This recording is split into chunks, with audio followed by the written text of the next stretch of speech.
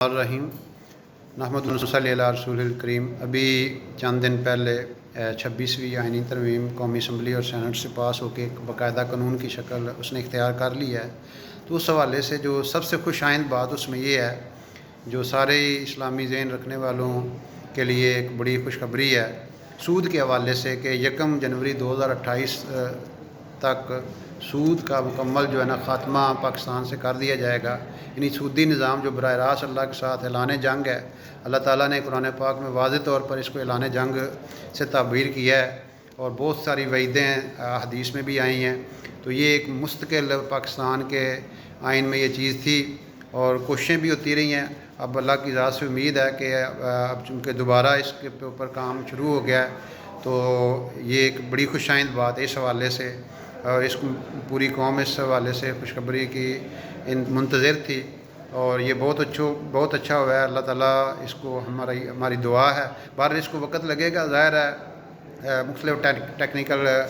Problems ہوتی ہیں، international اداروں کے ساتھ معاہدے ہوتے ہیں، ورلڈ بینک وغیرہ کے ساتھ، اسی طرح پبلک کے اندر شعور پیدا کرنا اور دیگر جو چیزیں ہوتی ہیں، اس کے لیے 2-3 سال بھی اگر لگ جاتے ہیں اور ہمارا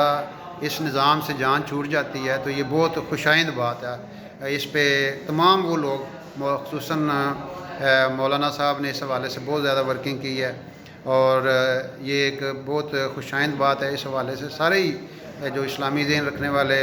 لوگ ہیں، خاص طور پہ پھر علماء ہیں، انہوں نے اس پہ ان کی اپریشیشن بھی کی ہے، مبارکباد بھی دی ہے۔ اور پھر دوسرا جو اس حوالے سے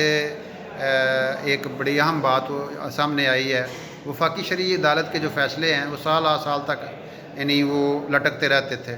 تو اس میں یہ طے ہوا ہے کہ ان کے فیصلوں کو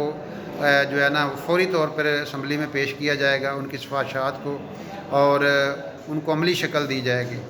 اور اس کو پریکٹیکلی سپریم کورٹ سے نافذ کیا جائے گا۔ اس کے علاوہ یہ جو اسلامی نظریاتی کونسل کی سفارشات ہیں،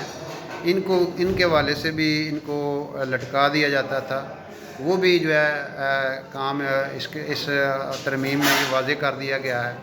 اس کے علاوہ مدارس کی رجسٹریشن کے حوالے سے ایک بہت پورے پاکستان میں یہ ایک شور ہوا تھا کہ اس کو پراپر کیا جائے، اور اس کو